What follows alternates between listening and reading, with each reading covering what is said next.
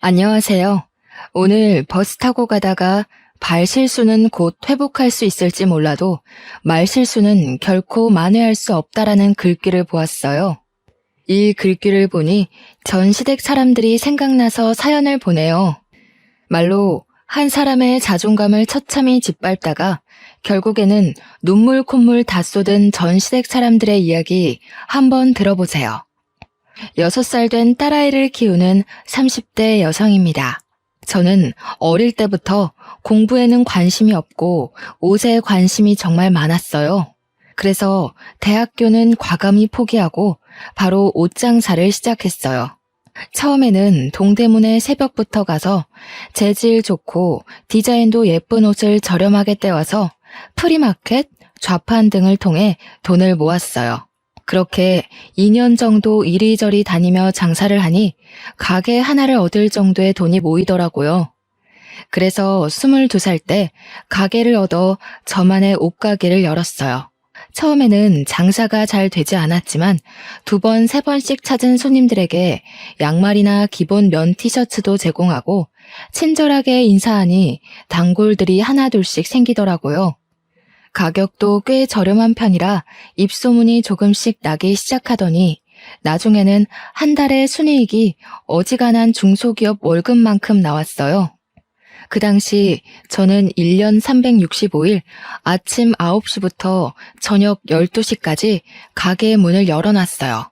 가게에서 먹고 자고 생활하며 제가 눈 떠 있는 시간은 항상 가게의 문을 열어두었죠. 사실 친구들이 대학교에서 MT, OT 등을 가며 술 먹고 소개팅하며 청춘을 즐기는 모습이 부럽기도 했어요. 하지만 정말 친했던 초등학교 동창이 보증금이 없어 전전긍긍할 때 제가 선뜻 빌려줄 수 있을 정도로 경제적으로 여유 있는 저의 모습이 너무 대견스러워 나름 만족하며 시간을 보냈던 것 같아요. 그렇게 일에만 몰두하고 산 지 5년 정도가 흘렀어요. 저희 옷가게 옆에 원래 할아버지가 하시던 빵가게가 있었는데 어느 날 그 빵가게가 문을 닫고 신발가게가 들어오더라고요. 신발가게 오픈한 첫날 신발가게 직원으로 보이는 사람이 시루떡을 들고 왔어요. 안녕하세요. 옆집에 새로 오픈한 신발가게 사장입니다. 앞으로 잘 부탁드립니다. 어머, 사장님이세요? 저는 너무 젊으셔서 직원분이신 줄 알았어요. 저도 잘 부탁드립니다. 저는 신발가게 직원으로 보였던 사장님과 그렇게 첫인사를 나누었어요. 키도 크고 외모도 서글서글하니 사람이 좋아 보였어요. 나이도 저랑 비슷해 보이고 떡을 들고 와 인사를 하는 것을 보니 인성도 좋아 보여서 꽤 호감이 갔던 것 같아요. 그렇게 며칠 동안은 서로 인사만 나누며 지냈어요. 그러다가 한 달 정도 지나자 점점 안부 인사도 묻고 이름과 나이를 알 정도로 친해졌어요. 그의 이름은 이경민이었고 나이는 저보다 4살이 많았어요. 혹시 오늘 시간 되시면 저녁 같이 드실래요? 저녁이요? 네. 이렇게 만난 것도 인연이기도 하고 제가 이래저래 도움 많이 받은 것 같아서 밥 한번 사드리고 싶어서요. 오늘 별일 없으면 조금 일찍 마치고 저녁 먹으러 가요. 경민 씨의 제안이 싫지는 않았고 저도 그날은 조금 쉬고 싶어서 알겠다고 했어요. 가게에 들어와 저녁 시간을 기다리는데 이상하게 가슴은 두근두근 뛰고 기분은 좋고 그러더라고요. 설레는 마음을 숨기고 경민 씨와 저녁 먹으러 근처 고깃집에 갔어요. 그곳에서 경민 씨가 살아온 이야기를 듣고 저도 살아온 이야기를 하며 서로 비슷한 점도 많고 통하는 점이 많다는 것을 알게 됐어요. 그 뒤로 종종 함께 점심과 저녁을 먹으며 많은 시간을 보냈고 오빠 동생에서 연인 사이로 발전하게 되었습니다. 우리는 사귀는 동안 한 번도 싸운 적이 없었어요. 경민 씨가 너무 착해서 항상 저의 의견을 잘 들어주며 모든 것을 다 맞춰주었거든요. 본인도 장사하느라 힘들 텐데 저의 투정도 다 들어주었거든요. 그런 모습에 반해 저는 이 남자와 결혼하기로 마음먹고 각자 집으로 인사를 드리러 가게 되었어요. 먼저 우리 집에 경민 씨와 함께 가니 부모님은 평생 일만 하고 노천으로 살 줄 알았는데 이렇게 멋진 남자친구를 만나고 있었냐며 좋아하셨어요. 우리 아이 예쁘게 봐줘서 고맙다고 언제든 결혼한다 그러면 적극 환영이라고 하셨죠.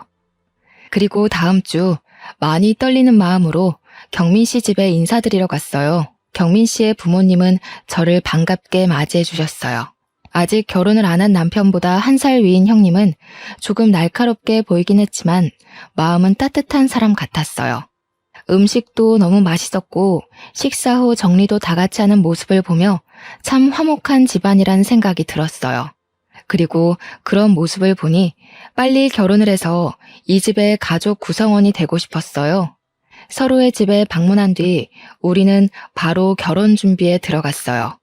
신혼집과 신혼살림, 식장 예약에 스드메 투어까지 해야 할 일이 정말 많은데 경민 씨는 계속 표정이 뚱해져 있더라고요. 요새 무슨 일 있어? 피곤해? 아니, 왜? 우리 지금 준비할 것이 정말 많은데 얘기하면 별 관심도 없어 보이고 피곤해만 보여서. 무슨 일 있는 거야? 사실 말이야. 뭔데? 이야기해봐. 우리 이제 앞으로 같이 살 사람인데 무슨 일이 있어도 같이 풀어나가야지. 안 그래? 사실 나 그동안 모아둔 돈으로는 집 사기 너무 힘들 것 같아서 코인을 투자했거든. 뭐? 코인? 그 뉴스에서 요새 난리난 그 코인? 저는 깜짝 놀랐어요. 사실 저는 주식이나 코인, 부동산에 투자하는 것에 대해 부정적으로 생각하고 있어요.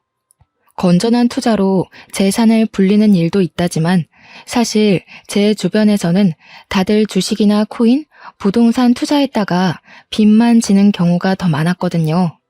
그래서 저는 절대 어디에 투자하지 않고 열심히 일해서 차곡차곡 돈을 모아야겠다고 생각했어요. 그런데 얼마 전부터 코인이 상승세가 되면서 다들 코인을 많이 사더라고요. 저 역시 모아둔 돈도 있고 해서 코인에 투자할까 살짝 생각했지만 언제 폭락할지 모르니 투자를 하지 않았어요. 그런데 그때 경민 씨는 저 몰래 코인에 투자했던 것이죠. 그럼 얼마나 잃은 건데? 일단 내 여윳돈의 반토막. 미안해. 정말 너랑 예쁜 신혼집 살려고 만든 돈인데 이렇게 어이없게 날려서. 내가 입이 10개라도 할 말이 없다. 그런데 내 나름대로는 너랑 잘 살아보고 싶어서 그런 거니 조금만 이해해주라. 정말 미안해. 저는 사실 정말 화가 많이 났지만 그래도 저랑 같이 잘 살아보고 싶어서 그런 거라니 화를 꾹 참았어요. 그럼 우리 집이랑 혼수장만은 어쩌지? 일단 네가 모아둔 돈에 약간 대출 껴서 집 장만하고 혼수는 내가 있는 돈 조금 보태서 사자. 정말 미안해. 근데 코인이 폭락하다가도 다시 오른다고 하니까 조금만 기다려봐. 코인 다시 오르면 바로 다 빼고 2번 다신 이런 짓 안 할게. 이미 돈이 나갔는데 어쩔 수 없지 뭐. 대신 앞으로는 절대 코인이나 주식하지 말기다. 알았지? 결국 제가 모아둔 돈으로 신혼집을 마련하고 혼수도 거의 다 제 돈으로 마련했어요. 그래도 결혼이 후회되지는 않았어요. 남자친구의 가족은 여전히 정말 화목해 보였고 그런 분들이 제 시댁 식구라면 당장 나에게 돈이 없어도 평생 행복하게 살 수 있을 것 같았거든요. 이렇게 우리는 결혼을 하고 허니문 베이비로 바로 아이가 생겼어요. 아이가 생겼지만 결혼으로 인해 많은 돈이 지출되었기에 몸이 힘들어도 꾹 참고 일을 할 수밖에 없었어요. 매일 아침 9시부터 저녁 10시까지 가게에서 일하고 일주일에 한 번씩은 의류 도매 매장에 새벽부터 가서 옷을 대량으로 구매해 오곤 했어요. 그렇게 무리를 하니 결국 아이가 유산이 되어버렸어요. 참 마음이 아팠어요. 그깟 돈이 뭐라고. 이렇게까지 몸을 힘들게 혹사해서 내 아이를 잃었나 하는 죄책감과 슬픔이 이루 말할 수가 없었죠. 슬픔에 일도 하기 힘들고 무기력해져서 가게 문도 일찍 닫을 때가 많았어요. 하루는 멍하니 누워있는데 시어머니한테 전화가 왔어요. 나다. 뭐 하고 있어? 집에서 잠깐 쉬고 있었어요. 그래? 하긴 아이 유산도 출산과 똑같다던데 좀 쉬어야지. 근데 너 몸이 너무 약한 것 아니냐? 아니에요. 저 몸 나름 건강한데 옷가게 일을 조금 무리하게 해서 그런가 봐요. 아니, 나 때는 임신 초기부터 막달까지 반 메고 집안일하고 시열은 병시중까지 다 들어도 건강하게 아기 잘 낳았는데 넌 뭐 그깟 가게 일 좀 한다고 그렇게 유산이 되니? 옷가게이지만 물건도 많이 들고 해서 힘들었나 봐요. 그깟 옷 몇 장이 얼마나 무겁다고. 옷보다 우리 아들이 아는 신발이 더 무거우면 무겁지. 말이 되는 소리를 해라. 아무튼 쉬어라. 안 그래도 유산돼서 속상하고 마음이 아픈데 툭툭 내뱉는 시어머니의 말은 저의 가슴을 더욱 후벼 팠어요. 그래도 저만큼이나 시어머니도 손주 잃은 것이 속상하셔서 그런 거겠지 하며 서운한 감정을 꾹꾹 눌렀어요. 그 후 몸을 추스르고 한 달 정도 지나니 다시 아이가 생겼어요. 이번에 생긴 아이는 반드시 지키겠다는 생각에 아침 10시부터 7시까지 줄여서 일하고 옷도 인터넷으로 주문했어요. 두 번 다신 아이를 잃지 않기 위해 최선을 다했죠. 다행히 유산에 위험이 있는 임신 초기를 무사히 넘기고 임신 16주가 되었어요. 아이는 무사히 지켜냈지만 한 가지 힘든 점이 있었어요. 바로 입덧이 너무 심했어요. 저희 옷가게 건너편에 순댓국밥집이 있는데 그 간판만 봐도 토할 것 같았어요. 매일 변기통을 붙잡고 눈물을 흘리며 구역질을 했어요. 우유만 조금 넘길 수 있었죠. 하루는 가게에서 기운 없어서 앉아있는데 시어머니가 오셨어요. 예, 너는 가게 열어놓고 그렇게 죽도 못 먹은 사람 마냥 퀭하게 있으면 되겠니? 사람들이 오다가도 가겠다. 입덧이 너무 심해서요. 지금 우유만 먹고 지내거든요. 참, 너는 유별이다. 나는 애 둘을 낳았는데 입덧 한 번 없었는데 넌 도대체 그깟 임신 한 번 했다고 그렇게 난리니? 제가 냉장고 문만 열어도 구역질을 해서 집에서 뭘 먹지를 못하네요. 그래도 아침에 집 근처 편의점에서 삼각김밥 먹었어요. 예, 너는 남편 아침을 편의점에서 삼각김밥으로 먹여야겠니? 신발 상자 정리하고 하려면 얼마나 힘든데.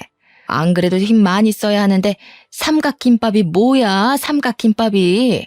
죄송해요. 그런데 저도 몸 상태가 요새 이래서 못 챙겨줬네요. 앞으로는 잘 챙길게요. 안 되겠다. 얼른 집에 가서 우리 경민이가 좋아하는 생선 좀 사다 구워 먹여야겠다. 넌 어차피 못 먹지? 우리 경민이는 우리 집에 밥 먹으러 오라고 할 테니 넌 쉬어라. 시어머니는 우유만 먹으며 겨우 버티는 제 걱정은 하나도 하지 않으시고 남편의 밥 걱정만 실컷 하다가 나가셨어요. 그날 밤 시댁에 다녀온 남편의 몸에서 나는 생선구이 냄새가 너무 역하게 느껴졌어요. 남편이 샤워하고 입었던 옷을 다 세탁기에 돌려도 도무지 속이 진정되지 않더라고요. 결국 저는 밤새 화장실에서 변기통을 붙잡고 구역질을 하느라 잠을 한숨도 못 잤답니다. 지독한 입덧은 막달까지 계속되었어요. 그래도 뱃속의 아기는 쑥쑥 잘 자라 무사히 출산했어요. 시부모님도 손주, 그것도 아들이 태어났다고 좋아하셨어요. 아이의 이름은 시부모님의 뜻대로 준혁이라고 짓고 조리원에서 집으로 돌아왔어요. 우리는 준혁이 100일 정도까지 옷가게 문을 닫고 제가 직접 돌보기로 했어요.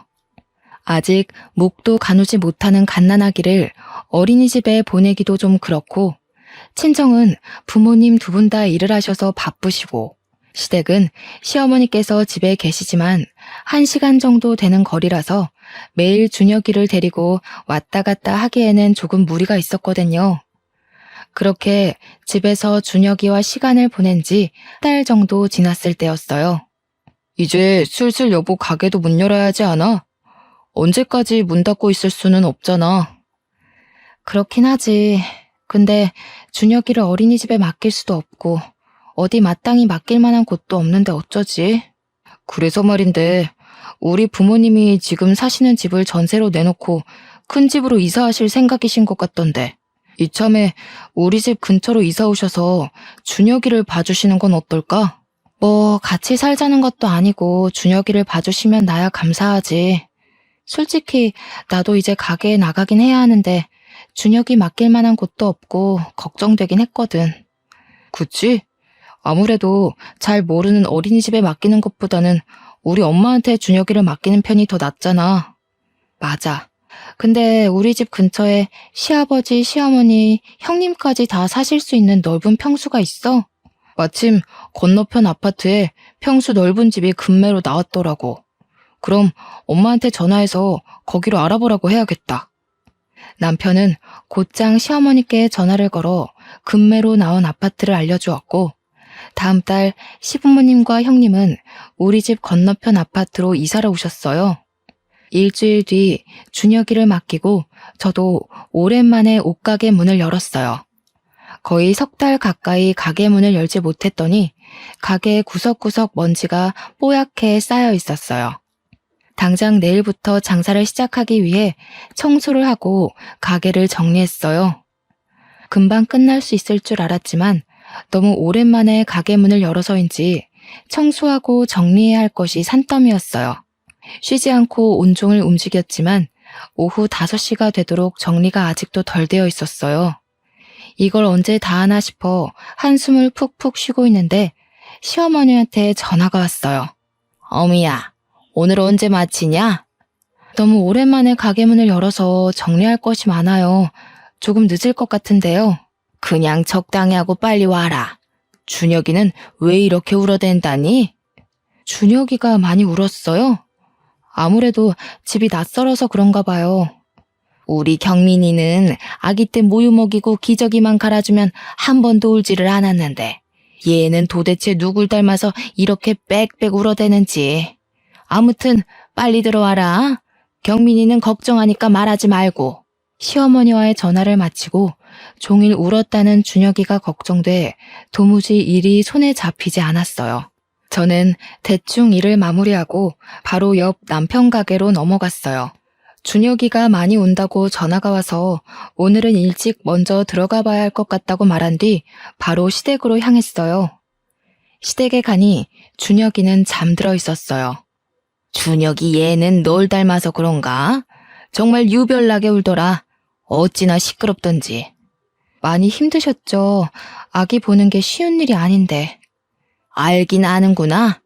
아, 그리고 내가 경민이한테 말하지 말랬는데 그새 왜 말했니? 경민 씨가 준혁이 아빠인데 알고 있어야죠. 가게가 바로 옆이라서 제가 문 닫고 가는 거 뻔히 다 아는데 굳이 둘러댈 이유도 없잖아요. 그래도 밖에서 일하는데 걱정되게 왜 그런 얘기를 하니? 너는 참 생각도 없다. 그냥 너 몸 힘들어서 오늘 빨리 문 닫는다고 말하고 오면 되지. 다음부터 이런 일 있으면 경민이한테는 말하지 말고 와. 알겠니? 솔직히 남편만 혼자 일하는 것도 아니고 저도 같이 일하고 준혁이가 저만의 아이도 아닌데 아이가 운 사실조차 숨겨야 하나 하는 생각이 들었어요. 그래도 일단 우리 준혁이를 돌봐주셔야 제가 가게에 나갈 수 있으니 굳이 시어머니의 기분을 상하게 할 필요는 없겠다 싶어 그냥 알겠다고 하고 넘어갔어요. 그 뒤로도 가게에서 조금만 늦게 퇴근하면 시어머니는 전화로 빨리 오라고 성화하셨어요. 저도 가게 일로 바쁜데 자꾸 그러시니 짜증이 나기도 했지만 노년의 나이에 아이 보는 게 얼마나 힘드실까 싶어 최대한 시어머니의 기분을 맞춰드리려고 노력했어요. 그런데 점점 시어머니의 육아에 이해가 가지 않는 부분들이 생기기 시작했어요. 10개월 정도 되었을 때는 퇴근하고 오니 준혁이가 후라이드 치킨을 먹고 있었어요.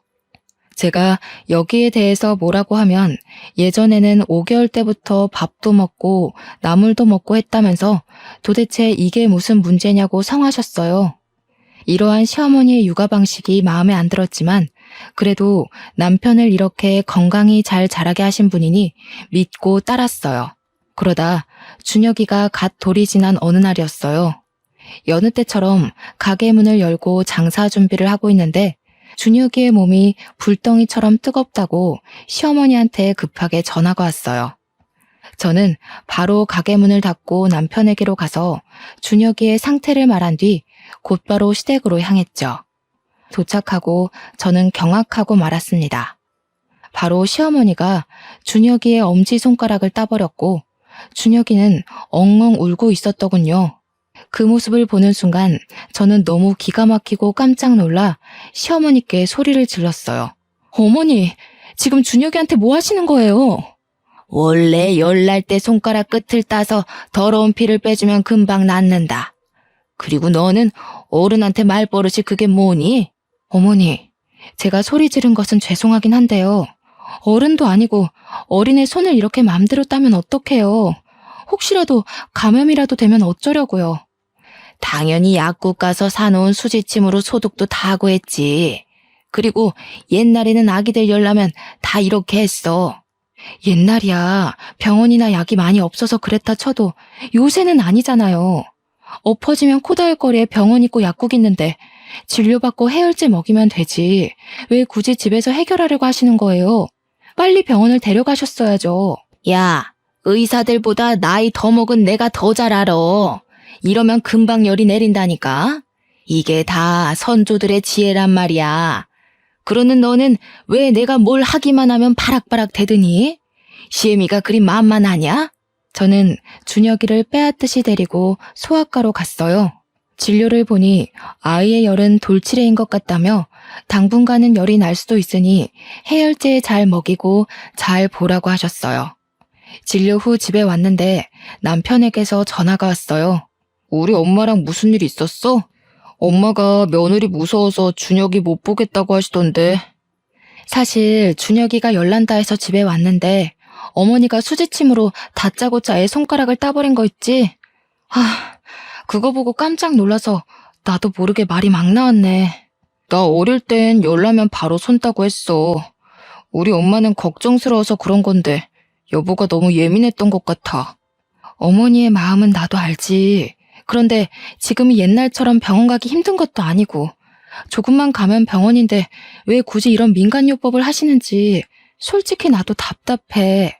그래도 일단 우리 준혁이 봐주시는 분이니까 여보가 엄마한테 사과드려.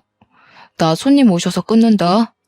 남편과 통화 후 비록 그 방식이 이해가 되지는 않아도 시어머니도 준혁이가 잘 되길 바라는 마음에서 그리하셨는데 제가 너무 화만 버럭낸 것 같아서 조금 죄송한 마음이 들었어요. 시어머니께 전화를 걸어 아까 화를 내서 죄송했다고 이제는 이렇게 버릇없이 이야기하지 않겠다고 사죄를 드렸어요. 사실 시어머니의 행동은 계속 이해가 되지 않았지만 그래도 어찌 됐든 우리 준혁이를 돌봐주시는 분이고 시어머니가 계셔서 제가 가게에 나갈 수 있기에 시어머니의 육아 방식에 따르고 존중해 드리기로 했어요. 그렇게 1년이 지났어요. 여전히 준혁이는 시어머니의 손에 맡기고 옷가게로 매일 출근을 했어요. 예전만큼은 아니었지만 먹고 사는데 지장이 없을 정도로 매출이 나오기 시작하며 생활의 안정을 찾을 즈음 매장 옆에 큰 공사를 시작하더니 커다란 패션 아울렛이 들어섰어요. 그곳은 옷의 종류가 다양하고 저렴해서 사람들이 많이 몰렸어요. 제가 봐도 옷을 사려면 소규모 가게인 제 가게보다는 패션 아울렛으로 갈 것 같더라고요. 점점 손님들은 줄고 급기야 하루 매출 0원을 찍는 날도 종종 생겼어요. 점점 손님은 줄고 팔지 못한 옷들이 쌓여가기 시작했어요. 매출이 없다고 해도 꾸준히 가게 월세나 전기세 등의 유지비는 들기에 급기야 마이너스가 되었어요. 가게 문을 닫아야 할 지경에 이르렀지만 그래도 20대의 청춘을 바친 작은 가게를 폐업하기는 싫어 꾸역꾸역 운영하다가 결국 큰 빚을 떠안게 되었어요. 어쩔 수 없이 가게 문을 닫았는데 이미 생긴 큰 빚은 도무지 제 선에서는 해결하기 힘들 것 같아 남편에게 여윳돈 좀 받아서 해결할 마음으로 이야기를 나눴어요. 여보, 미안한데 혹시 여윳돈 좀 있어? 왜? 사실 지금 가게에 빚이 너무 많아서 너무 힘들어. 혹시 여윳돈 있으면 조금 나 좀 빌려주면 안 될까? 그동안 신발 가게 하면서 모아둔 돈 있잖아. 사실 지금 돈이 없어. 왜? 신발 가게는 장사 꽤 잘 됐잖아. 몰라, 아무튼 없어. 진짜 한 푼도 없어. 그동안 제가 옷가게에서 번 돈으로 생활했고 남편은 신발 가게에서 번 돈을 모아 나중에 급한 일이 있을 때 쓰자고 했었거든요. 그런데 생활비 한 푼 주지 않았으면서 돈이 한 푼도 없다는 게 조금 이상했어요. 설마 결혼 전처럼 또 코인이나 주식에 투자한 것은 아닌지 불길한 예감이 들었죠. 그래서 남편이 씻고 있을 때 몰래 핸드폰을 확인해 보니 아니나 다를까 코인에 또 거액의 투자를 한 것이 아니겠어요. 역시 예전처럼 투자한 금액이 반토막이 나 있는 상태였어요. 여보, 이게 뭐야? 또 코인에 투자한 거야? 옷가게 적자라서 돈 좀 굴려볼까 해서 그랬다. 아니, 결혼 전에도 그렇게 이러놓고 또 코인에 돈을 넣어버리면 어떡해. 또 돈 잃었잖아. 지금 옷가게 빚만 갚아주면 되지? 내가 어떻게든 해결할게. 그리고 코인으로 반토막 난 것도 반드시 원상복구할 거야. 그니까 성질 좀 내지 마. 아우, 귀찮아. 남편은 바로 시어머니께 전화해서 옷가게의 상황을 다 말씀드렸어요. 다행히 시어머니 아버지께서 돌아가시면서 남겨둔 유산이 있어 그곳으로 저의 빚을 다 갚을 수 있었어요.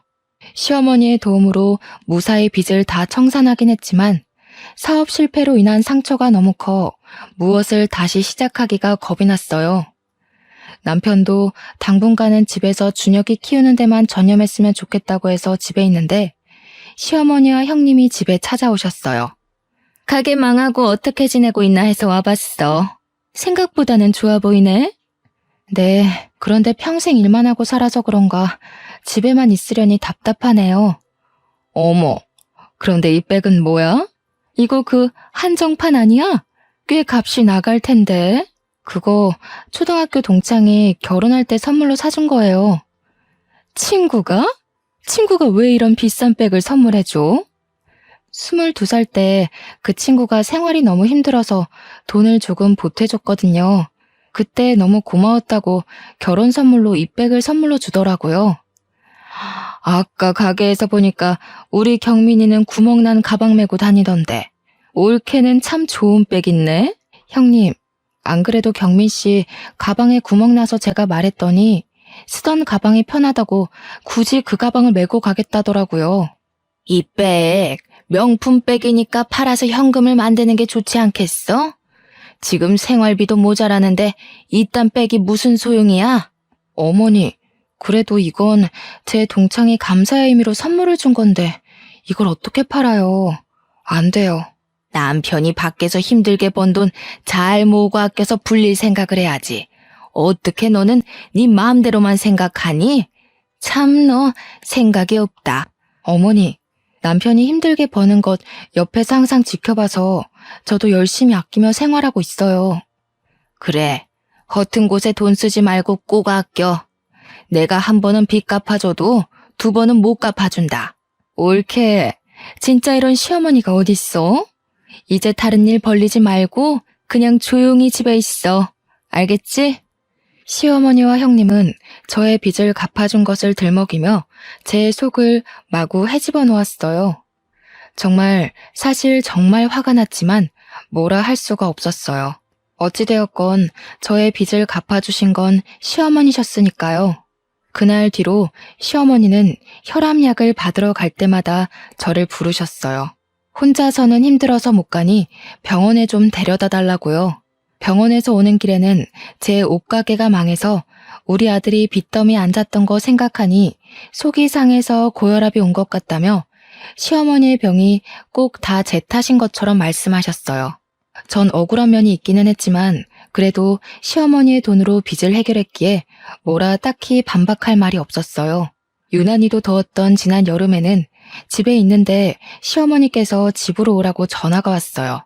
준혁이를 데리고 시댁에 가니 오늘 시어머니 지인들과 친목 모임을 집에서 하는데 마침 복날이니 삼계탕 만드는 것을 도와달라고 하시는 것이 아니겠어요? 부엌에 가보니 닭과 재료만 사다 놓고 손질이 하나도 되어 있지 않더라고요. 저는 그 무더위에 땀 뻘뻘 흘리며 혼자 삼계탕 10인분을 만들고 집에 왔어요.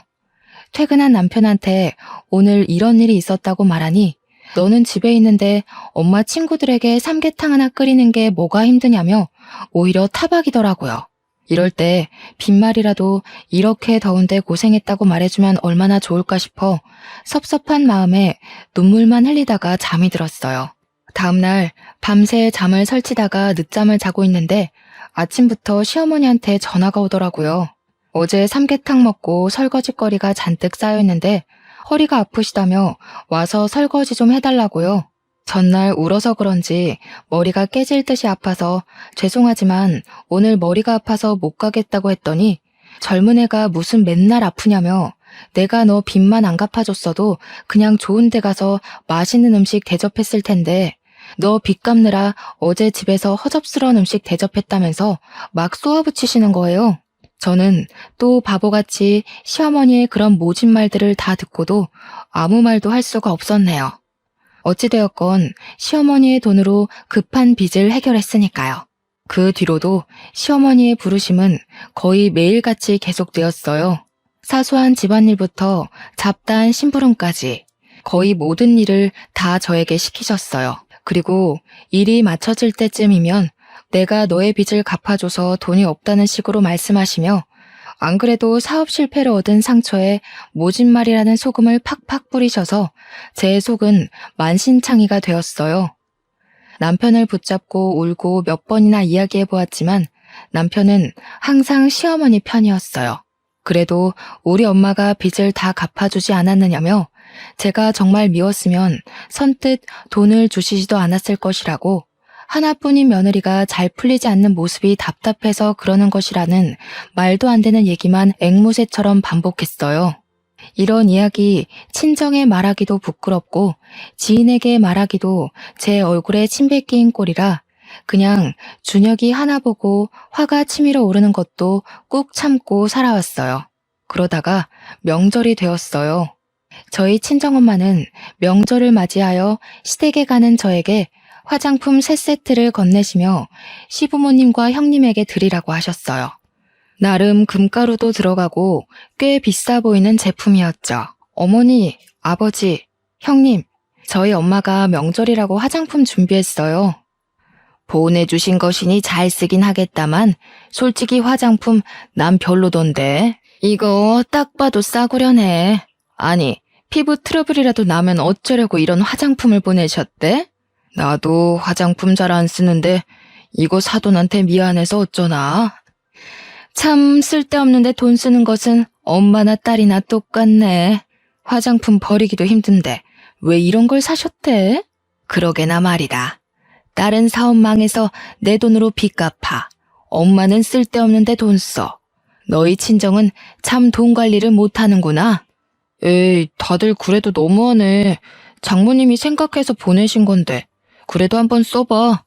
금가루도 들어가고 좋아 보이네 뭐. 어찌 됐건 보냈으니 잘 쓰긴 하마. 옆집은 사돈이 한우를 보냈다던데 우리도 그런 거나 보내지 쓸데없는 화장품은 무슨. 엄마가 고심해서 고른 선물을 보시며 다들 좋지 않은 소리를 하시니 기분이 상했지만 명절이기도 하고 시어머니의 돈으로 빚을 갚은 것이 틀린 말도 아니니 뭐라 할 수가 없었어요. 예, 이번 명절에는 우리 음식을 만들어서 먹자. 그래도 명색이 명절인데 음식을 해야 하지 않겠니? 원래 저희 시댁은 명절 때 제사가 없고 그냥 우리끼리 서로 좋아하는 것을 시켜 먹었어요. 괜히 요리하며 일 벌리면 누군가는 분명 힘들어져서 명절이 싫어진다고요. 그런데 갑자기 저에게 올해는 음식을 장만하자는 것이에요. 엄마, 무슨 음식을 장만해? 우리 원래 매년 시켜 먹었잖아. 너는 맨날 일하니까 쉬고 나랑 네 마누라가 요리하면 돼. 가만히 있자. 시아버지는 김치전 좋아하고 우리 딸은 육전을 좋아하고 우리 아들은 배추전을 좋아하니까 이 3개 다 해서 먹자. 무슨 부침개를 3개나 만들어. 그냥 하나만 만들어. 나 배추전 안 먹어도 돼. 나 옛날에는 부침개 10종류나 만들고 그랬어. 3종류는 뭐 일도 아니지. 너 설마 네 마누라 고생할까봐 그러는 거냐? 내가 네 마누라 빚도 다 갚아줬는데 이 정도도 못 시켜? 옳게. 설마 이번 명절 때 음식 장만시킨다고 속으로 우리 욕하는 거 아니지? 아니에요. 다 같이 먹을 음식 장만하면 좋죠 뭐. 남들이 먹는 것도 아니고 가족들이 먹는 것인데요. 그치? 내 친구들은 명절 일주일 전부터 불려가서 같이 장 보고 한다더라. 우리 엄마는 그런 건 없잖아. 올케는 정말 행복한 줄 알아. 처음에는 다 같이 모여 음식을 준비했는데 막상 부침개를 부칠 때가 되니 하나둘 이리저리 핑계를 대며 빠지더라고요.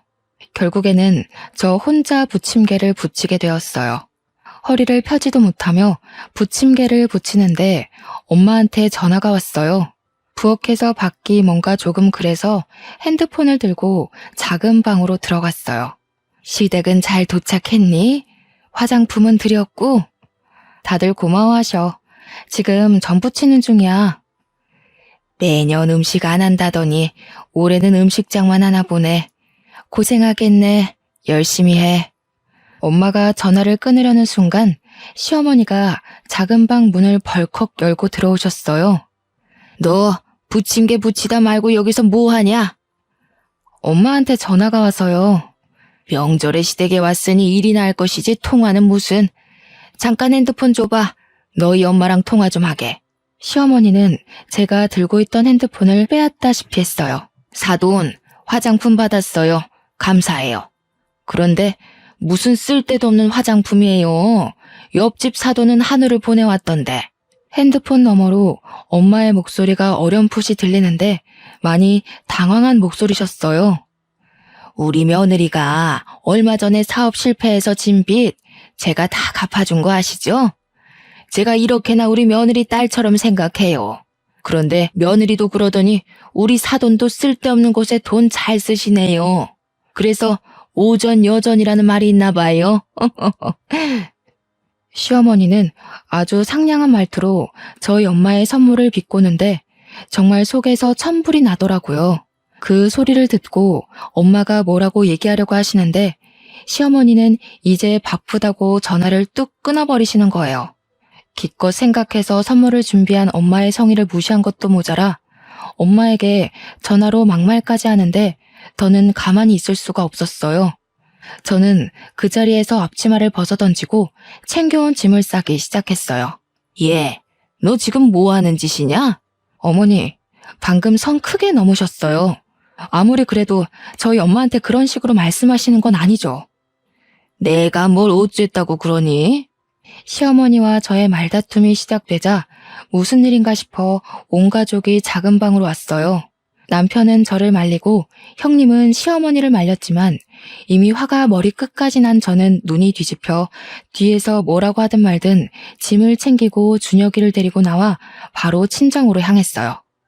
부모님께 그간의 상황을 다 말씀드리니 눈물을 흘리시며 저와 준혁이를 안타까워하셨어요. 그 모습을 보며 돈을 어떻게든 벌어서 바보처럼 당하고 살지 말아야겠다고 생각했어요.